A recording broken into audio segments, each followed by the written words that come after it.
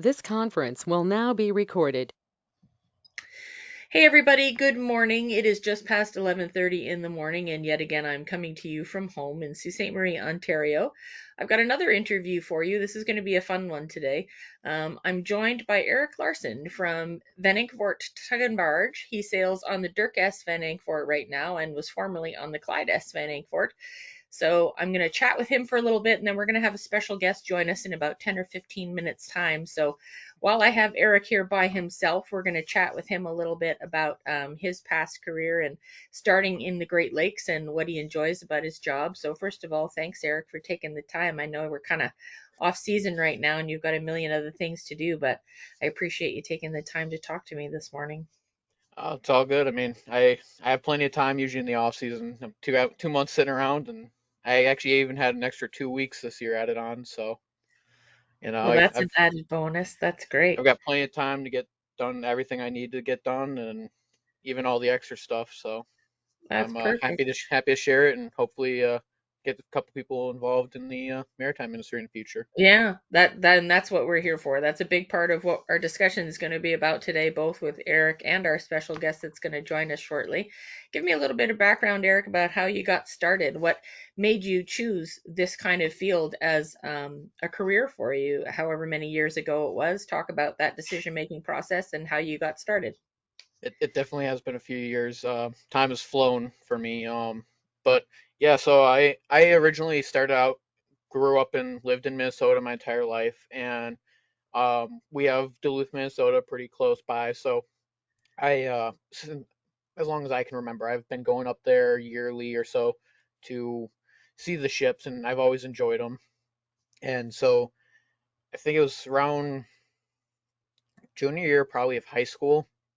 I finally said, I kind of want to settle down on an idea of what I want to do, and it'd been a dream job to go sailing on the Great Lakes. So I said, it may be hard, I may not be able to do this work because everybody's got that persona or idea of sailing that it's going to be super hard physical work. Everybody's kind of all those stereotypes of sailors, and so it kind of gave me that mindset that I wouldn't make it and I didn't want to do it, but I didn't really know what else I would want to do. So junior year, I finally just said, give it a go at least, at least then I could say I tried to pursue it. And if it didn't work, it didn't work. But maybe I got surprised. And um, so after high school, when I graduated, I finally got all my credentials filed and took care of it probably about 6 months after. And I said, all right, I'm going to wait till the start of the new season because I wanted to start fresh on the boat, sail the whole season and everything. Um, and so when it came time, I applied for numerous different companies. I applied for the Badger, the Interlake, Key Lakes. Applied for VTB, and knowing, well, that getting my foot in the door was going to be probably the tougher part of this hiring process. I took the first job that was offered and happened to be with the VTB on the Clyde, and sailed on that one for then 2 years before they asked me to switch to the Dirk. They just needed some people with experience in the deck department for the Dirk. They had very few deckhands, so they needed someone to come and kind of lead it or just help teach the new guys that would be coming in. And I initially was hesitant as I really liked the Clyde a lot, so leaving it was a bit tough. But the Dirk has since been growing on me and easily rivals the Clyde for me now. But Clyde is still number one because it was my first. Well, yeah, And that's true. It'll always be right up there for you, I'm sure. oh, it always will, and it's always eminent when I have all the posters and other things that were all made of the Clyde, and now I got to get some for the Dirk because I have a heavy imbalance of Clyde stuff versus Dirk stuff. So That's um, true. Now, when they asked you to do this, that was right when the Dirk was brand new, right? The actual barge had been built at Sturgeon Bay and was just coming out for the first time, and so they needed some crew to be able to get the newbies going, and you had that experience from the Clyde, right? yeah, so when the Dirk was coming out, they kind of sent out a email, hey, anybody want to volunteer to kind of go over here and do this.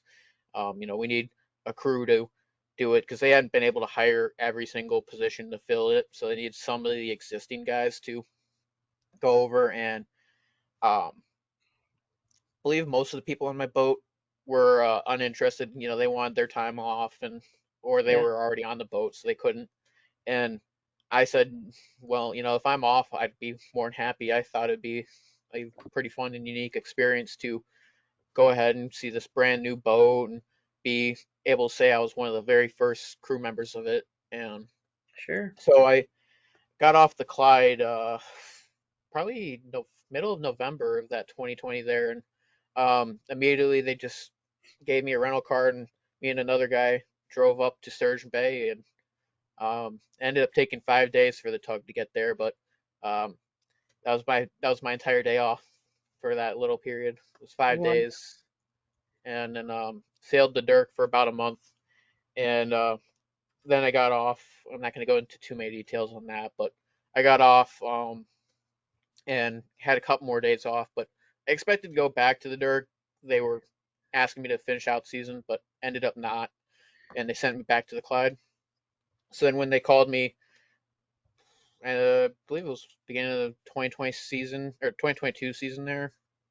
Yeah, they said we need guys now, and um, since I had been on it before, they needed someone who could go over and teach the guys. So I agreed, and reluctantly I agreed, but I now I don't regret my decision as much. So That's good. I think that sometimes happens where we're questioning whether something should change in our lives when we're so used to a different way of life. And then once you get in there and you get used to it, you realize, okay, this could be better than I expected. So oh that's yeah, good that you're enjoying it there for sure. What's it like to be sailing on a brand new barge? Like for anybody who doesn't realize, um, VanEnkevort Tug and Barge actually built the Michigan Trader at Sturgeon Bay at Fincantieri. It's a brand new barge, and they brought one of the tugs. Was it the? Is it now? Let me get this straight. Let me remember now. I'm trying to remember which is paired with what. the Laura is with the Joseph H. Thompson, the Right. Dirk is with the Michigan Trader, Clyde with the Erie Trader, and Joyce with the Great Lakes Trader. And I was just trying to think of the rename. So Dirk used to be the Joseph H. Thompson Jr. That was Yes. the tug name prior. So the Joseph H. Thompson barge and Joseph H. Thompson Jr. used to be paired together. And Hmm. then when the new barge was built, they separated those two, and the Laura L. Van Fort was purchased and brought up from Florida, if I remember correctly. And the Joseph Yep. H. Thompson Jr. was renamed the Dirk S. Van Fort, and that was the ship, the tug that got paired with the barge. So, talk to me a little bit about working on a brand new barge. What's that like? It is it has been a very interesting experience. Even back when I volunteered to go on it initially, everybody warned me that a new ship is going to have lots and lots of problems. Sure, And you got to work out all those kinks because it's brand new, so you got to figure out the settings to the just that right little bit.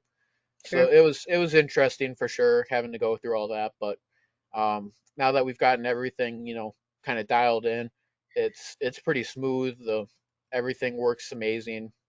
I love the newer technology compared to the Clyde. Seeing every little detail that they kind of updated in the vessel because the Erie Trader was kind of like version 2 after the Great Lakes Trader, which was version 1, and now Okay, seeing like version 3, which is the Michigan Trader, being all this new technology, updated stuff that essentially hadn't existed probably back when the Erie Trader came out. But it's been extremely interesting because while we're also trying to keep it clean, looking fancy, keep it nice so it has a long, healthy life ahead of it. We also sure. are trying to always adapt and make modifications that we need, like adding little things here and there that we could better improve our jobs through. That's But good. it has definitely been interesting. That is one way to one way to summarize it up. Do There's you, been up and downs. oh, I'm sure. Do you look back and say, you're glad you decided to go the route of an ATB versus a ship? Do you ever wonder, oh, what would an experience be like being on a bulk carrier versus an articulated tug barge? Or do you think there are enough similarities between the two that you're getting a decent feel for the similar kind of life just being where you are? Yeah, so there are definitely a lot of similarities between a freighter and an ATB. I mean, before I started sailing, I thought, oh, an ATB, it's just a tugboat, same thing you see anywhere and everywhere. But after having spent time on it, it really clicked in my brain that these are just so similar to freighters, Yeah, and realistically, the only difference is that our engine room is detached, and to do so, we have to have extra stuff, like barge generators, barge engines. But it's just been mind blowing because there's so many similarities, but then there's these little kind of keen differences here and there that just make it so unique, and that's really what makes it for me. But as far as like, have I thought about wanting to work on a freighter versus an ATB? I kind of like working on the ATBs in the sense that if we have a smaller crew and we're a lot more tight knit. yeah. Um, everybody kind of works with everybody. Um, but the freighters definitely intrigue me a lot. They have a lot more history to them. There's a couple benefits and a couple non um, cons to them, but it's Would you consider yourself a boat nerd? oh, fully, Oh, fully. fully. I I yeah. like that you at least admit it.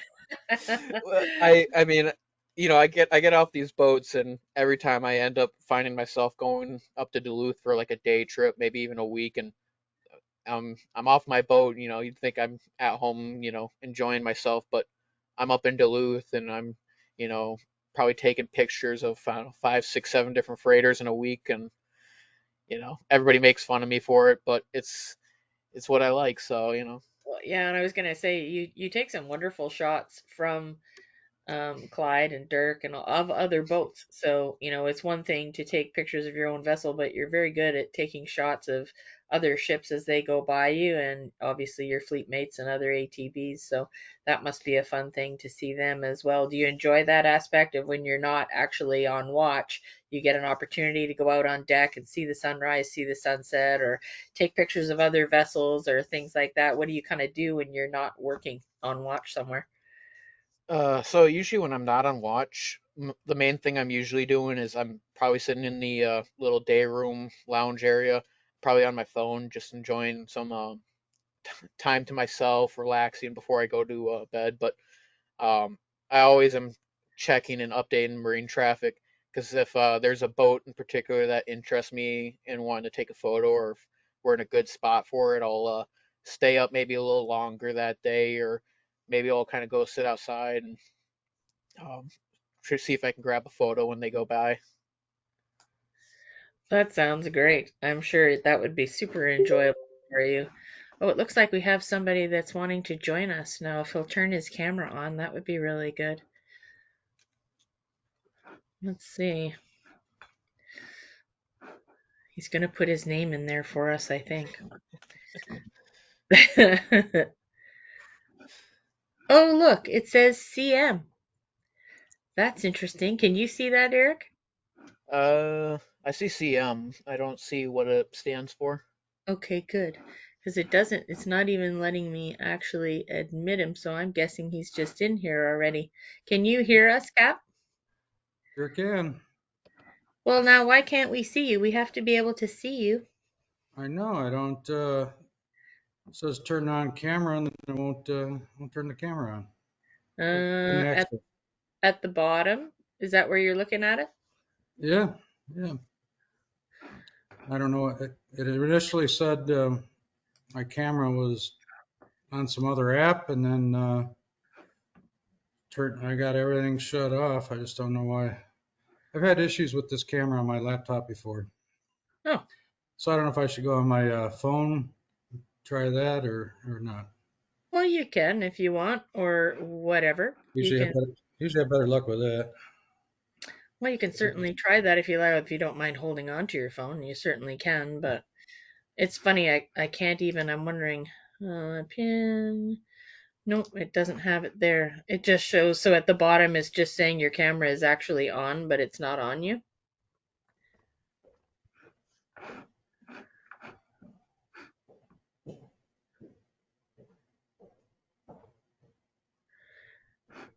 In case anybody hasn't figured this out yet, the individual who is joining us is Captain Mark Mather. He is the captain of the Clyde S. VanEnkevort Erie Trader. And yeah, that's it right there. Erik's pointing at it. That is a photo that I took of the Clyde at sunset a number of years ago, actually, now. Erik sailed with Captain Mather on the Clyde when he first started out, and they had a great time together. So I wanted Captain Mather to join us because I thought he would have some great insight on ATBs and Clyde in particular, obviously, and VanEnkevort Tug and Barge. We're going to talk a lot about what they do there and ATBs versus bulk carriers and how they detach and what the differences are between the two things and all that kind of good stuff. We'll talk about Captain's career as well. I want to get him on camera though because I think it's more fun to actually see everybody, and that's the one thing that you guys never get a chance to do is see these folks in person because they're so far away. It's funny. I know we look like ants to all of you guys, but it's the same for us. We look at you guys, Erik, up there, and we can see you waving, but sometimes it's hard for us to tell who you are, especially with hard hats on and gear and all the rest of it. So this kind of thing is fun for us to be able to do. Tell us a little bit about perspective and when you're up there and you're sailing by and people are waving and stuff. And what's that feel like? What does it look like when you go in somewhere like Duluth and you see the wall lined with people with signs or kids on shoulders waving at you and stuff? Is that a fun thing for you to experience? Oh, Yeah, absolutely. yeah, for me it's always fun. I'm sure Captain enjoys it too. He's the one who actually gets to give the salutes and everything, which I think is the more fun thing. But I just get to sit down there and wave. But yeah, I enjoy it. Do I need Um, to have a password to get on No, from you? you're on with us right now, so it's you're I'm, already I'm, in. I know I'm trying to get on with my phone though, and it's asking for a password. So Oh, I it don't should know. it should just be the straight link, the same link I gave you before. It should be able to come on without a problem. Because it doesn't even give me a password when I go to do it. It just gives me the link itself. I wonder if it's because I should. You know why? I bet it's because I sent you the actual link as opposed to somebody just randomly trying to come into it. Maybe that's why. I would have to text you the link. You could use did you click on the link from the text I sent you? I did, and that's the one that's giving me the grief. But I had to download um, the app on my phone, Oh, so I just rebooted. I'm hitting join the meeting. We'll see what happens here. Oh, all it right. says I have. Oh, sorry about this. Boy, this is so high tech for us simple-minded captains. you got a lot more to worry about, Cap.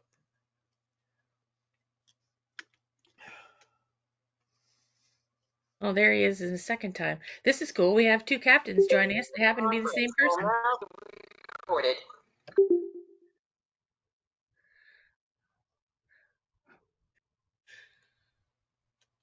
Okay, so the phone part's gone, but he's still there. Yeah, now he's muted. Now he's unmuted. Perfect. Everyone's going to be laughing at us going, "What's going on, you guys?" It's gonna be a very interesting interview. Oh, there he is. Hey, Captain. look Okay, at now, this. Now we're cooking. now we're cooking with gas. All right. Hello. Hi. So for everybody who's just figuring out what in the world we're doing here, I've got Erik Larson from VanEnkevort Tug and Barge. He sails on the Dirk S. VanEnkevort and was previously on the Clyde S. VanEnkevort. And down here at the bottom is Captain Mark Mather, who is the current captain of the Clyde S. VanEnkevort Erie Trader. They are an articulated tug barge with VanEnkevort Tug and Barge, which is all they are, their fleet of 4. So I am very thankful to have Captain join us. It's not often I get this kind of opportunity to talk to two of you at the same time. And this is fun because Erik sailed under Captain Mather for a while. So thanks, Cap, for taking some time. I know you're at home and the last place you want to be is talking about boats and all the rest of it. But it's great to have you with us. It's great to see you, and you look great. And thanks for being here. Well, thanks for having me, and I'm glad that we finally worked out. I know we've been trying to do this for a week or so, but I know. I know with Erik even longer. oh, really? Well, Yeah. he's been in Florida. I have. I've been partying a lot, so I've heard you've been working hard too. Yes, I don't know about that, Cap. All Work right. hard, play hard. he's That's working hard. So I've talked to Erik a little bit about his career, how he got started, what made him decide to sail, and his whole process. I'd like to do the same with you. You know, you've been a mariner for a long time now, and I'd love to hear your backstory of what made you choose this career and stay with it as long as you have, actually, because it's not something that everybody sticks with. They make that decision, and then sometimes you get into it and you realize it's not for me. But for those of you, I know a lot of captains who have been around 30, 40 years. So talk to me about your experiences and how you got started and what brought you to where you are now. Well, it goes back quite a ways, I think, in reflection. When I was a young boy, my grandmother had a house on a place called Hickory Island, which is down at the south end of an island called Groseal at the lower end of the Detroit River. And from my grandmother's waterfront property, the front yard overlooked the Livingston Channel. Oh, And wow. back in the 60s, when this would have been, I mean, there were 300 U.S. flag ships sailing on the Great Lakes, so you're pretty much seeing a ship every 5 minutes coming down the Livingston Channel, and I used to watch them a lot as a boy. But then, other than that, kind of fast forward to I just got out of high school. I did a year of college and played harder than I worked, and didn't want to waste any more money at college. And so I was took a job working as a bartender, and in a small community they had a fishing fleet at the time. Salmon fishing on Lake Michigan was a really big thing, and I wound up meeting a guy through my work at the bar that ran this charter fishing boat, and he needed a first mate. Oh, So I went to work for him and first mated on a charter fishing boat for almost, probably 5 years. And during that time, I'd be up on a flying bridge driving the boat, and I'd hear the big ships calling each other on the radio. So I used to eavesdrop on all their conversations, and I thought, man, these guys are professionals. They really know their stuff. It was fun to listen to them talk about their work, and that really appealed to me. And fast forward a couple more years, I took a motorcycle trip up around Lake Michigan and Lake Superior, and I stopped in Traverse City at the McDonald's to have lunch, and I noticed a sign across the street that said Great Lakes Maritime Academy. So after lunch, I wandered over there and got some materials, and ended up applying for the academy, and ended up starting the following summer. wow. That's cool. I never knew any of that. Well, you didn't ask. I didn't know either, Cap. This is what I was saying. I said this yesterday in the interview I did that every time I do one of these, there's something that I learn about each and every one of you. So I've known Captain for a number of years now, and I didn't know that whole process right at the beginning of his career. So when you graduated from the academy, where did you go from there? How did you start in Great Lakes sailing? Well, it was funny.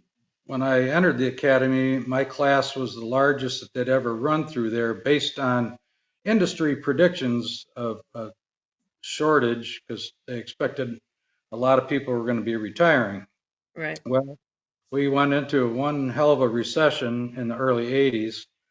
Yeah. And it was so bad that one of the ships I did some cadet time on, uh, all the deck officers on that boat had been captains at one point or another, but they were sailing as third mate just to have a job because so few boats were running. So I graduated in '83. I ended up going back to work that summer on the charter fishing boat for the summer. But I finally got a job working for a tug and barge company out of Muskegon. It was called Canoni Transportation in September of '83. And the best thing that could have ever happened to me, I didn't know a damn thing about tugs. Fortunately, I sailed with a good captain named Ed Hogan, who is active in the industry to this date. He operates Port City Marine, run the cement tugs and barges for the old Medusa Cement Company. Oh, right. Um, so he was very patient. He had a totally green crew. Um, Mates, everybody on that boat was green. And Ed had 3 blocks of wood in the pilot house. One had a pointy end, and the other 2 were 2 squares. And anytime we were going to do something, we'd have a team meeting in the pilot house, and we'd get out the blocks of wood, and he'd describe he wanted to happen and who had to do what, and we'd go out and get her done. So, Wow. yeah, so I learned a lot in a hurry, and from moving, construction scows, we were hauling a lot of stone for breakwater work or marine construction stuff. So we haul 2 barges at a time, and from there, I wound up going to one of their oil barge units and sailed that for a couple of years. And it was the best thing that could have happened for me. I learned a lot in a short amount of time. I was doing ship assists. I was doing all kinds of different work. I wound up getting to be a relief captain the second year I worked there. Oh, wow. Um, so gained a lot of experience in a hurry. I used to move a 300-foot oil barge up and down the Cuyahoga River and the Rouge River with a single screw tug and no bow thruster in the barge. So you'd have to back and fill to turn around and stuff. So I really got a chance to do some serious ship handling, and which translates into what I do today. I mean, a lot of people say, "How do you drive a boat that big?" And I said, "Well, I started out driving a small boat." Right. And everything's relative, you know. The wind affects the small boats like they affect a big boat. Things just don't happen as fast on the bigger boats as they do on the small ones, but everything translates. So if you can drive a true single screw cabin cruiser, I think you can drive just about anything. Have you been tug barge right your entire career? Have you ever done the freighter thing, or have you always stayed in this path? Nope. As a matter of fact, after 5 years at Canoni, I wound up going to work for Inland Lakes Management, which is the company that operates the cement boats out of Alpena. Yeah. So I initially sailed on a boat. When I went over there, it was 90 years old. It was the old EM Ford, Oh. and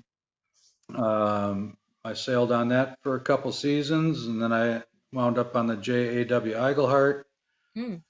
Sailed on that for a bit, and then I wound up on the old ST Crapo, which was still coal-fired at the time, and I wound up sailing with them for about 5 years, I guess, and till I went back to school to get my business degree. Wow. You've had quite the career. Those are some wonderful boats to be able to sail on. I love that. That's amazing. Those small cement boats were great. They went into places like St. Joseph, Michigan. We'd go way up the Kinnickinnick River in Milwaukee. We go to Heron Bay over up in Lake Superior, go out to Bath, Ontario. So I got a lot of time going through the Welland Canal. Were you on those boats in a mate's capacity or as a relief captain or captain or? Nope, mate, strictly mate. Okay, that's cool. And what brought you to VTB? How long have you been at VanEnkevort Tug and Barge? Um, I went to work for them in 2017 when they bought the Ken Booth, which was the name of my boat before it was renamed the Clyde VanEnkevort. Yeah. She was built new in 2012. American Steamship Company operated it for 5 years under a lease. Apparently, they decided they didn't want anything to do with it anymore, and VanEnkevorts bought it. Um, I got to know the VanEnkevorts through the work I did when I was an operations manager at Pure Marquette Shipping. Oh, Uh, right. they they operate the Undaunted and the Pure Marquette 41, and the parent company was the Badger. And anytime we would participate in industry events like Lake Carriers Association, the captain's meetings there, um, Marine Club in Toronto every year. So I went to those activities, an, as an administrator. And so I got the, so when we go to a Lake Carriers meeting, you had all the big wigs there. The Barkers were there. Then you had all the American Steamship guys and all that. So here I was, basically the smallest shipping company on the Great Lakes, followed closely by VanEnkevort. So at those meetings, we kind of gravitated towards each other because, we were the kids on the block or the small kids on the block. Yeah. And so I struck up a relationship with them. And in 2015, I think it was, they were in a pinch. They needed a relief captain on the Joe Thompson for 2 weeks. The captain's daughter was getting married. They didn't have any relief captains. And we owed them a couple of favors. So I told my boss, I said, VanEnkvorts are calling in their marker. They need a relief captain for a couple of weeks. And he said, all right, and go on over there, but tell them we're even after this. So I did a couple of weeks over there. I was pretty well received. And so when they bought the Ken booth, I one of the reasons that I went ashore was I didn't want to be gone all the time. We had 4 children, and I didn't want to miss out on all that. So having a shore job allowed me to be a father, Sure. a better father than I would have been otherwise. So when they bought that ship in 2017, my youngest son was already 2 years into college and whatnot. So I talked with my wife, and I said, sailing is what I do best and what I like to do. So what do you say if I um, go back and sail for a few years and then maybe think about retiring? And here you are. So here I am. So you went back there, and when VanEnkevort Tug and Barge bought it, they changed the name obviously to Clyde VanEnkevort Erie Trader, and you've been the captain aboard that vessel since that inception. When they took over, you took over as the captain of that ATB. Yeah, it's amazing how that works. Just called them up, said, "Hey, I heard you bought the Ken booth," and they're like, "Where'd you hear that?" I said, "Come on, it's the Great Lakes. There are no secrets here." And so they go, "Yeah, yeah, we bought that." And I said, "You gonna need a captain for that boat?" They said, "Would you be interested?" I said, "Yeah." So that's how I That's got it. terrific. Just called up and asked. Well, that's a So, bonus. so you got Well, to try Eric, it. Try I'm going to ask you now, Eric, what it was like. Captain Mather was your captain when you first started. What was it like sailing under Captain? What did he teach you, and what kind of experience did you have uh, in the time that you were on the Clyde before you flipped over to the Dirk? Hey, Eric, before you answer that, Andrea, is there any way I can bail off here for a couple seconds? My wife Yeah, has been calling in. I don't know. So do I yeah, have to dial back in like I did yeah. before? I think you All just right. hit the button and then dial back in after. All right. I apologize. Be No right problem. back. All Okay, good. okay, Yeah, go for it. so working under there he is again. Yeah, working under Captain Mark was great. I I'm one of those kind of guys that I like to spend a lot of time in the pod house learning. More and more every day.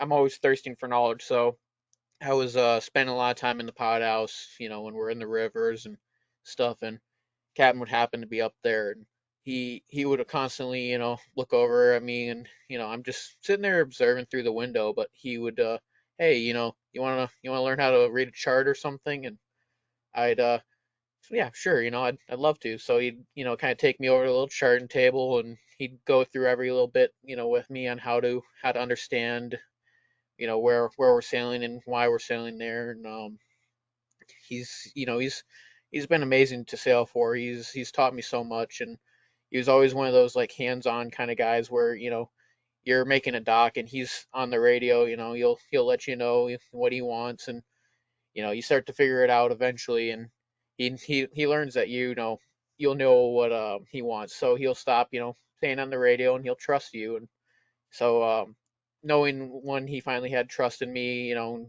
would call me for certain jobs was really good, because I looked up to Captain Mathers, so when he trusted me, it was a good sign that I was at least doing something right on the boat. But How yeah, important he do you was think that he is? was a good teacher. How important do you think that is for a crew to have somebody like Captain Mather who is willing to um, talk you through something, teach you, and give you that flexibility of learning? Do you find that the rest of the crew is receptive to that as well, and that sort of creates a good knit group together? Yeah, so I personally I think it's a great asset to have someone who's in that leadership role and is truly leading, because at least then you know that you got great leadership and they're going to take you in the right direction. Now, as far as the does everybody listen? Probably not, and that's just kind of each personal preference. Some people, they come in and they got maybe another 20 years experience themselves or something, and Yeah, some people have that mindset that they already know everything and they can't be taught much. But for most part, we were a pretty tight knit group on the Clyde, so we all were very happy, and it definitely was a good experience because, like I said, Cap Mathers was a great leader, so that was uh that was a good I'm glad I time. missed the first part of what you were saying there, Eric. Hopefully you said all the bad things while I was gone. Yeah, yeah, you'll have to watch it back later, Cap. Oh, that's great. I forgot this is being recorded. we were just Well, discussing how important the role of a captain is in being able to relate to your crew and teach them and have trust in what they're doing and express what you need from them in order to function properly. And he was saying how great you were at that, and it made him feel comfortable and it made him feel like he was doing his job right because you actually trusted what he was doing and taught him and said, hey, you want to learn some more? And that's, look at where he's progressing now. He's studying for his mates. He's got his AB, and I'm sure that's in large part to the positivity that you bestowed on him as he was going through. well, I'm probably different than a lot of guys. I kind of don't stick my nose in unless I have to, kind of thing. Kind of sit back and watch and see how things are going. And so, actually, the mates on the boat are pretty much largely responsible for training up new guys and the ABs on the boat. And so, some are better than others at doing that. Let's face it, we're all not teachers. And, you might be really good at your job, but trying to teach somebody else that to be that person can be difficult. Sure. Um, and to Eric's credit, he was, like they say on Deadliest Catch, he was the greenhorn. Um, Came aboard with little to no boating experience, and he stuck it in there. I'm sure there were a lot of days he was wondering what the hell he got himself into, and why am I Oh, still he here? was nice. But he hung in there, and my guys, a couple times I'd have to nudge them. I'm like, hey, if he's not owing or up to your expectations, let's do what we got to do, and let's take a different approach or something. And so, I'm pretty much mostly a personnel manager on board the boat, but as a general rule, the mates are the contact. We have a chain of command on the boat. The deckhands report to the ABs, ABs report to the mates report to me, kind of thing. And so we try to stick with that. But hopefully all my guys on the boat from the bottom up know if there's an issue and they're not getting help anywhere else, my door is always open. Well, that's good. I think that's the way to be, and everybody appreciates that always, of course. Talk to me a little bit about ATBs and how they differ from an actual bulk carrier, how they operate, detaching the vessel, and the benefits to being able to do that, and just in general, what it's like to sail aboard an ATB. A lot of people don't understand how it even works. They look at it and they just don't get it. So, Uh, it's really a simplistic system. There's no real magic to it. Um, it initially, you moved a barge with wires. You pull it behind you, or you push it ahead and use wires or soft lines. You tow on the hip. Um, they've been doing that since the beginning of time, kind of thing. Um, then it came to the point where you'd have a perfectly good ship that maybe the main engine had just shot in it, and it was a shame to scrap the boat for that. So Clyde VanEnkevort had the great idea that he bought the old crane barge, the Buckeye, and built a notch on the back of it and pushed it with the old Olive Elmore, and that was like one of the first ATBs on the Great Lakes, and he made money at it. And though that was not an ATB so much, they pushed that with facing wires, and then when you got out in the open sea, you'd have to put it on a tow line. But they actually had guys on the Buckeye that would steer and follow the tug, or always had somebody steering on the barge. Fast forward, I don't know who really invented the intercom type connection. A popular name is Bloodworth, but they're actually called an integrated tug and barge. They have a connector right at the stem of the tug that fits a rail at the back of the barge. And then they have two pads back on the side of the tug that push out and kind of wedge themselves in the notch of the barge.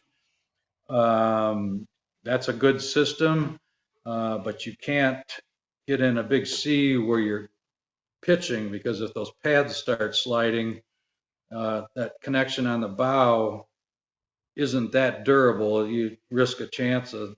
I have a friend that was backing a barge out of St. Joe, one of the cement barges, and that in a rough sea, and that forward connection let go, and they shot out of the notch, and then trying to get back in and get that thing hooked up in a sea was pretty difficult and challenging and pretty scary. Um, So somebody came up with this idea of extending two big hydraulic rams that come out of the tug about a third of the way back on the hull, and they have what we call a head on it, and we call them pins. But there's a head on it that's got notches in it that fits into we call it a ladder rack, or a rack in the sides of the notch. So when the boat is loaded, you extend the pins out, and they fit into a different portion of the rack, obviously because the barge is lower in the water, so the rack is sunk down.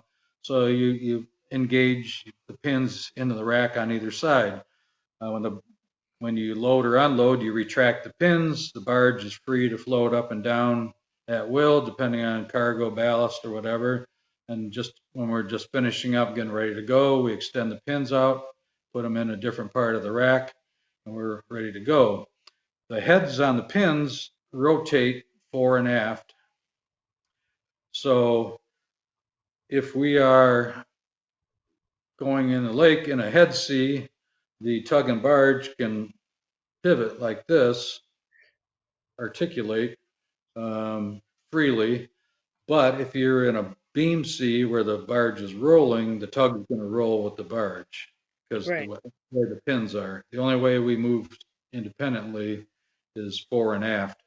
So the integrated with the Bloodworth system, like the tug and barge become one, so they roll together and they pitch together. So one of the main reasons VanEnkevort did that, especially the Joyce was their flagship for many years. Um, they operated out of Escanaba. They'd move ore all winter long from Escanaba to Indiana Harbor. And of course, a lot of ice up in Bay de Noc.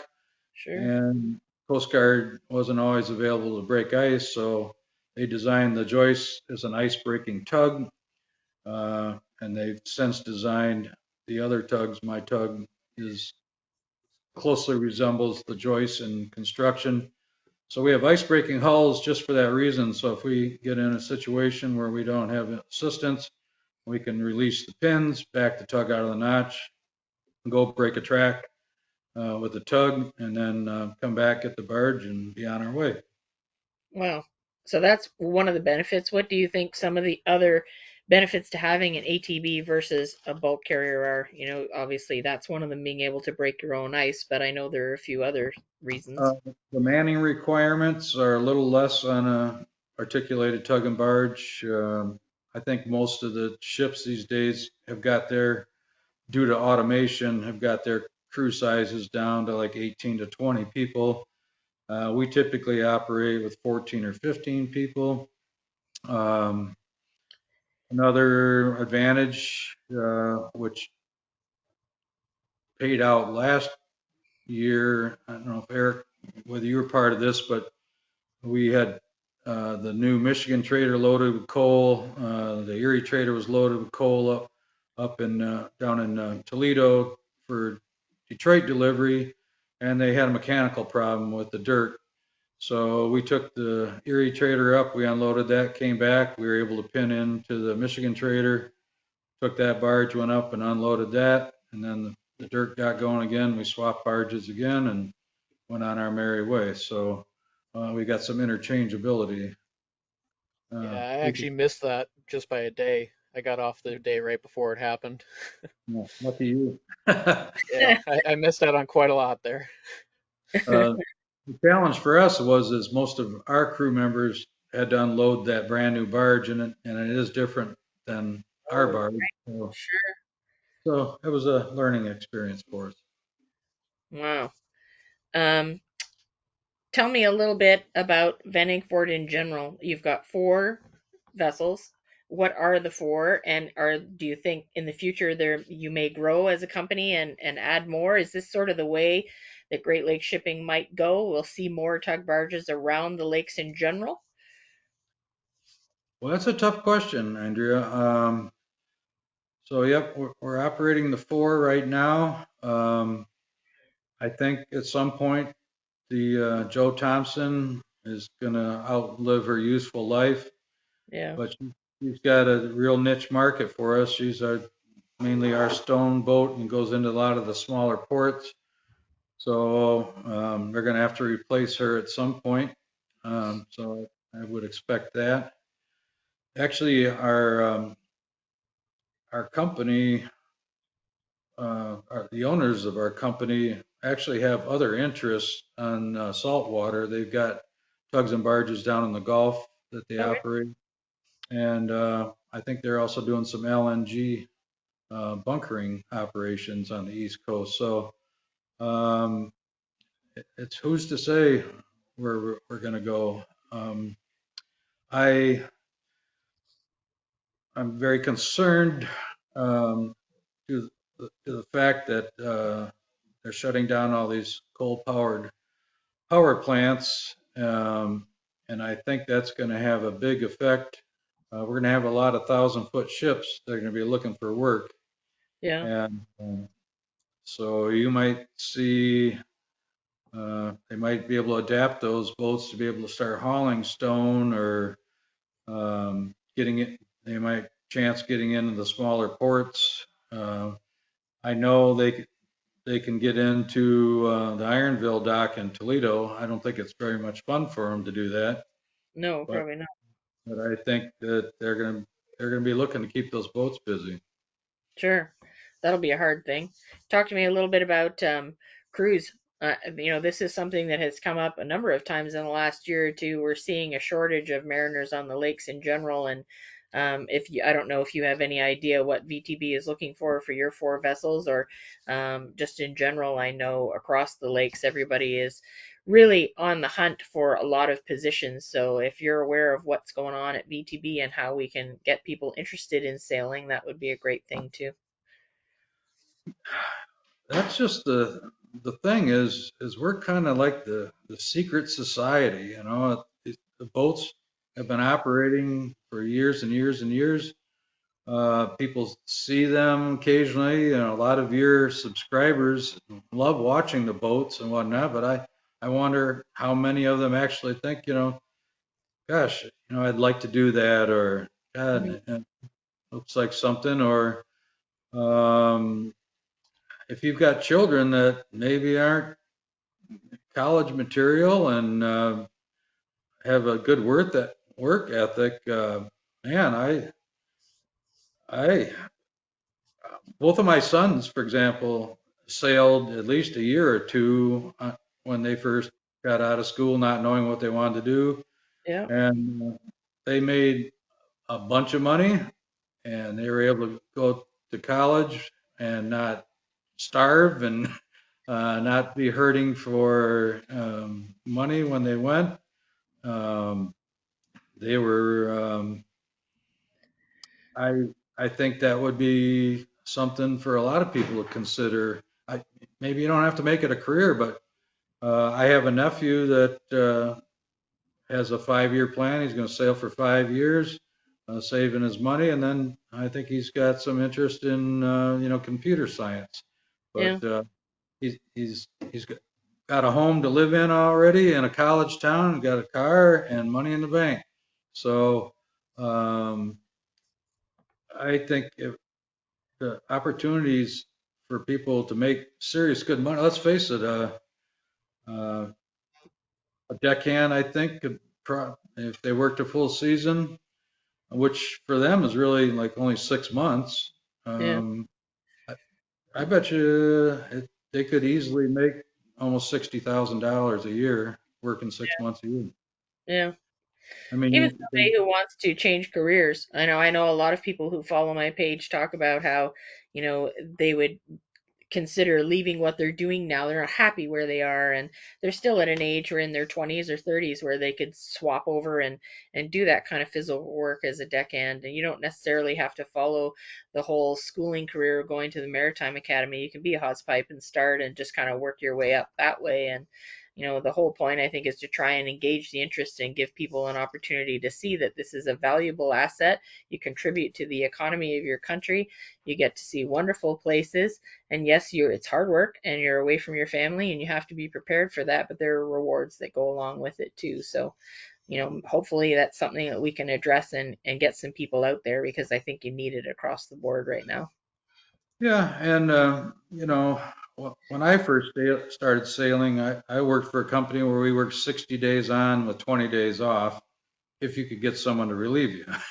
Yeah, VanEnkevort really strives to stick to our vacation schedule, and most of the new guys, deckhands, work 4 weeks on, 2 weeks off. Um, I I'm used to it. I'm sure for a newbie, 4 weeks might seem like a long time, but I think it goes by pretty fast. Again, having a couple weeks off afterwards is great. Um, again, for someone who maybe hasn't had good grades in school, but their maybe mechanical aptitude is great, or again, they're not afraid of hard work. Uh, they can make decent money without any experience whatsoever. You'll gain experience. You can advance. You won't have debt, college debt, as you go. Uh, there are schools you can attend. I know Eric's been attending school in Florida. Um, that's doable. A lot of companies do tuition reimbursement for stuff like that. So you go to the Maritime Academy, you're going to come out of there. I mean, you're going to spend probably $120,000. I don't know. I haven't been. I don't know what these guys, but for a 4-year degree, I know credit hours are probably $100 an hour. But yeah, uh, you come out as an officer, but I'm not sure. I mean, Great Lakes is a good school, but there's schools all over the country. Some are better than others, you know. I don't, yeah, I think the guys that work their way up through the hawse pipe, as you described, start at the bottom, work their way up, are better sailors, you know. They know the boat inside out, and know a lot. more of what it takes, then they make a better leader as they advance. Sure, you get that experience and you can relate to the people that are below you that way. Yeah. How now I believe if you're interested in sailing, the Coast Guard website is the best place to start so you can apply for your MMC credential and your TWIC credential. Is that sort of the best place to go to begin the process and then look at companies after that? Um, yeah, I mean, to work on a boat, you have to have a TWIC card, Transportation Worker Identity Credential, and you have to apply for the TWIC card before you can even apply for a merchant marine document. So, if you're serious about it, that would be your first step. Uh, but it wouldn't hurt maybe to talk to personnel departments at the different companies, explain what you're thinking and say, hey, if I do this, uh, we reimburse me for the cost, or would Mm-hmm. you consider hiring me if I get this?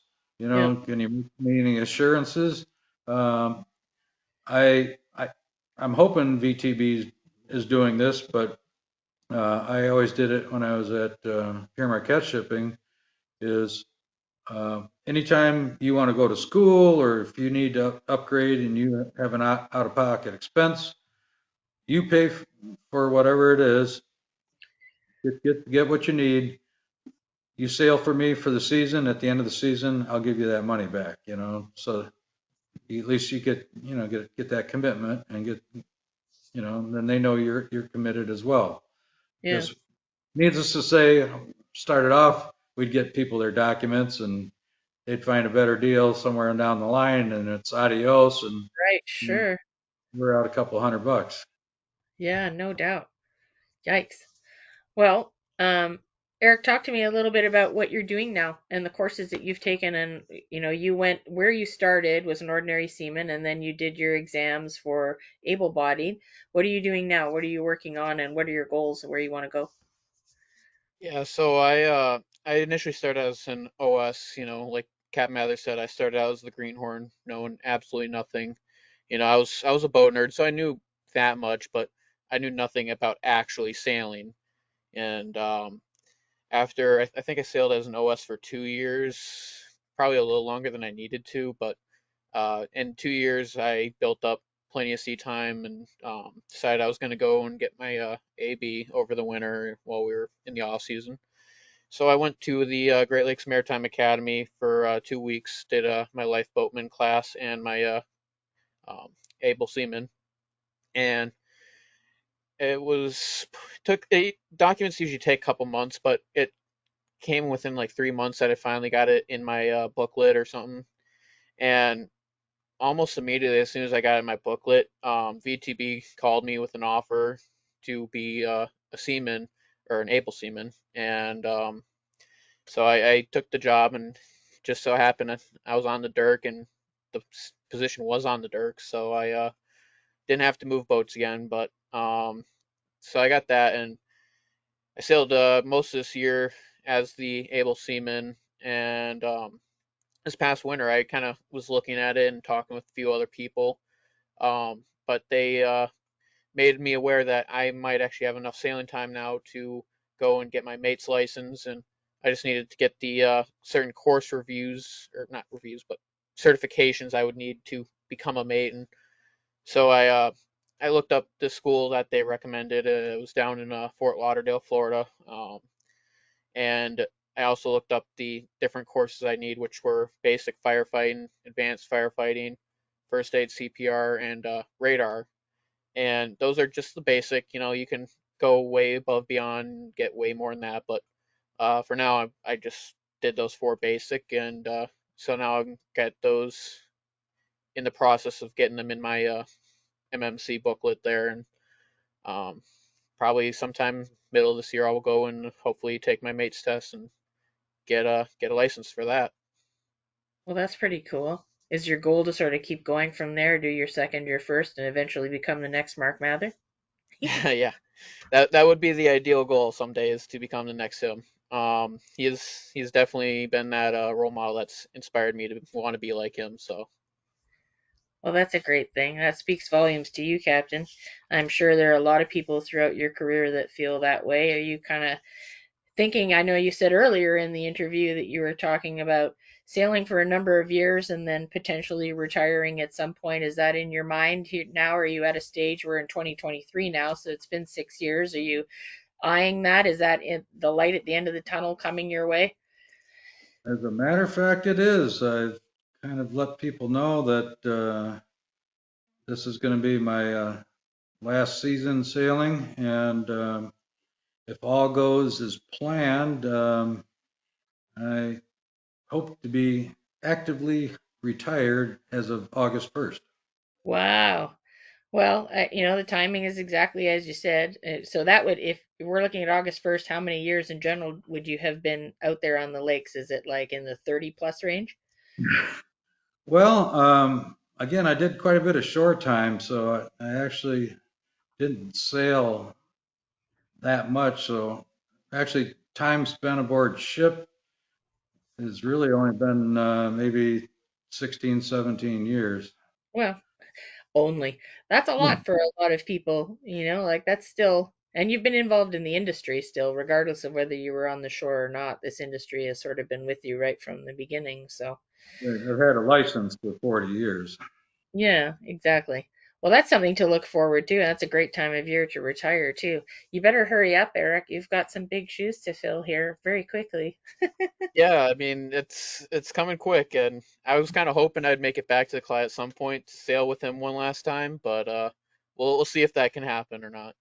You It can steal might. them for a couple weeks, Captain. Yeah. And just, I did tell the company that if they got desperate and needed somebody in a pinch, to please give me a call. I'd be happy to fill in. A lot of times, things go on ashore that we have no control over. Right. Sure. God forbid you have a death in the family or a birth in the family, hopefully, or something along those lines. And um, I I'd be more than happy to jump over and relieve somebody so they could, take care of these important personal matters because, you know, I was so committed to my family life that, I stepped away from a career that I really loved in order, to be a good dad. And that was my priority. But, sailing's always been a close second. And I'll tell you, once you get it in your blood, there's no forgetting it, right, Eric? Yep, you got it right, Cap. That's fantastic. Well, we're going to be watching for you all season now, especially, and I will be for sure. I'm going to try and document as much as I can, knowing that you're not going to be around after the end of the summer. We'll have people waving at you and wanting to see the Clyde and the Dirk, of course. They're very popular now. I think ATBs have come around to become something that's a lot more recognizable on the lakes. A lot of people really like them, and it's due in part to the way you guys come out and say hi and wave at people and interact, and they love it. So I'll make sure that I do that while you're going by. We'll look for both of you here in Sault Ste. Marie and everywhere else, of course, if we can. You might not recognize us this year. Oh, are Oh you yeah. doing the whole, is that happening now, the whole paint scheme thing? Yep, we're getting painted in dry dock in a couple weeks. Oh, that's exciting.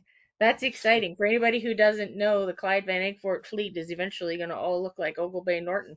They're going to have the sort of deep red and creamy yellow colors. They started doing that on the ships themselves, whatever you could do, and now I guess the hulls are getting painted for you're there, and which one is with you? I can't remember. Is it Joyce is there too right now at Yeah, Sturgeon?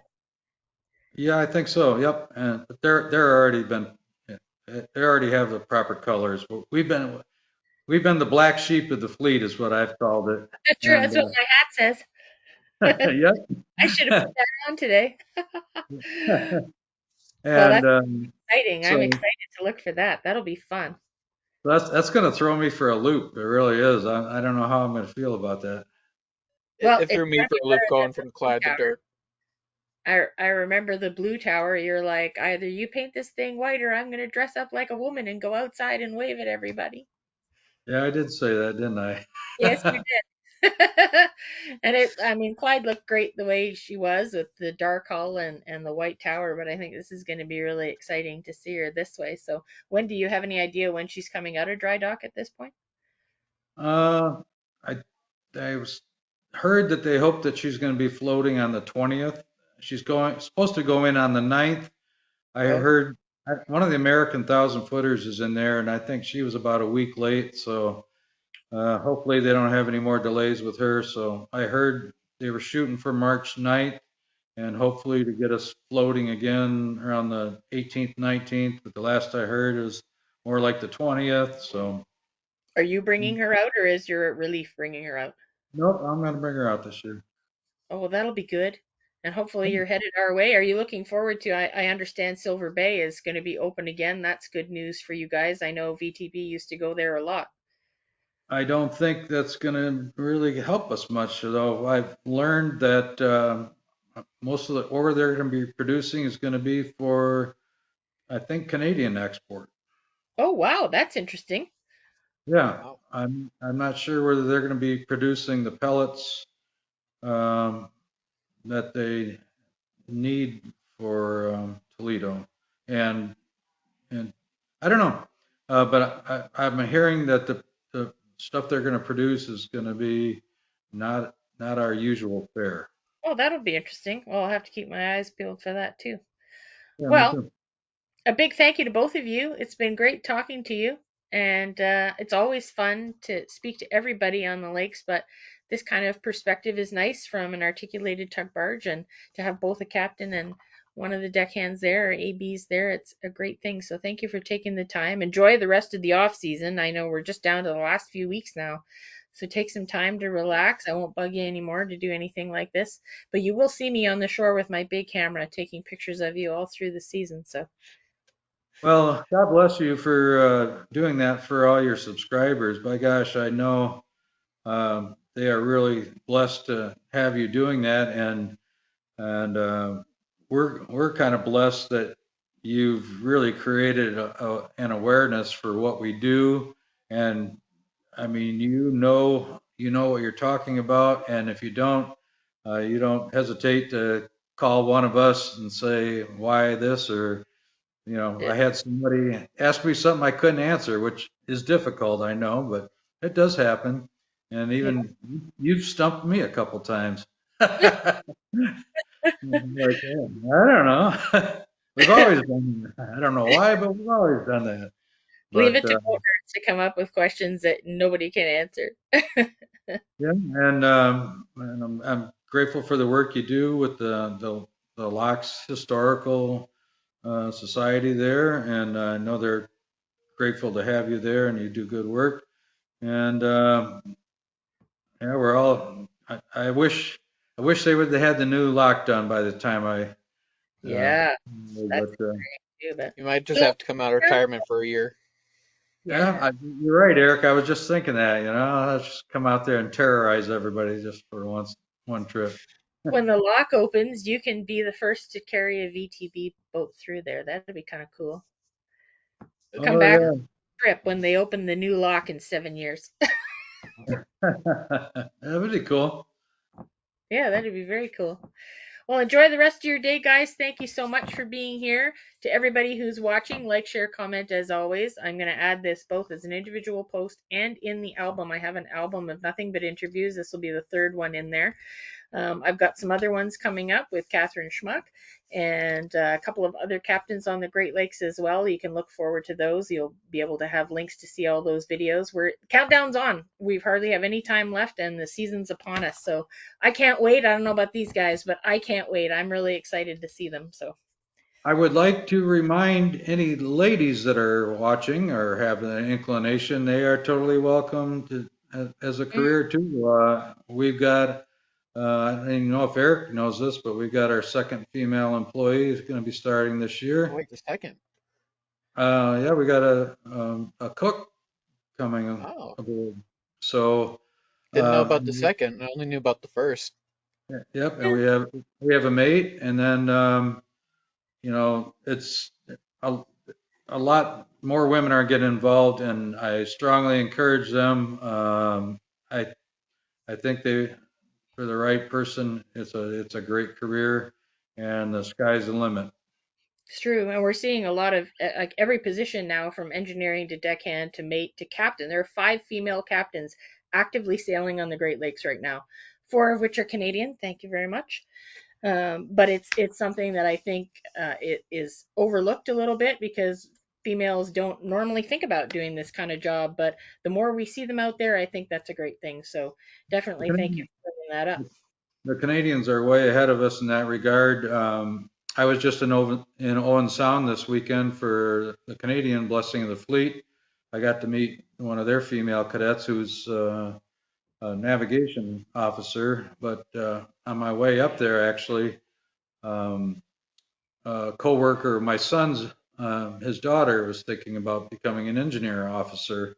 Cool. And so I spent 30 minutes on the phone driving up to Owen Sound, talking with her. Kind of, she's torn between like the Coast Guard Academy or maybe going to Kings Point. Or, of course, I lobbied heavily for Great Lakes Maritime Academy, and I hope I can convince her to go there because they produce some of the finest sailors, sharp people. In my company, my chief engineer on the Clyde is 26 years old, and he's a He's great. Great Lakes Maritime Academy graduate, and the guy's sharp, and the guys that are coming out of there know their stuff. Mates, engineers, pilots. I think there's some of the finest sailors on the lakes. I know For sure. Georgian Academy does the same thing for the Canadian ships. So we're really blessed to have probably the 2 best maritime academies in the North America serving the Great Lakes. That's terrific. Well, thanks, guys. I'm Thank excited you. about this. I'm excited for the season to start. I can't wait. All Like, right. I'm Well, testing off the equipment, and you'll see me all over the place, chasing you wherever I can. all right. You'll hear me coming. Okay. Oh, yeah. I'm for sure. We will certainly hear you coming. All Have a right, good Andrea. Thanks so much for doing this. Eric, good to see you. See you on the Yeah, water, I hope. for yeah. sure. I'll have to come to Traverse City sometime. We can grab a beer again. Yeah. Okay. Take care, guys. So long. Yep. Bye for Bye. now. Bye.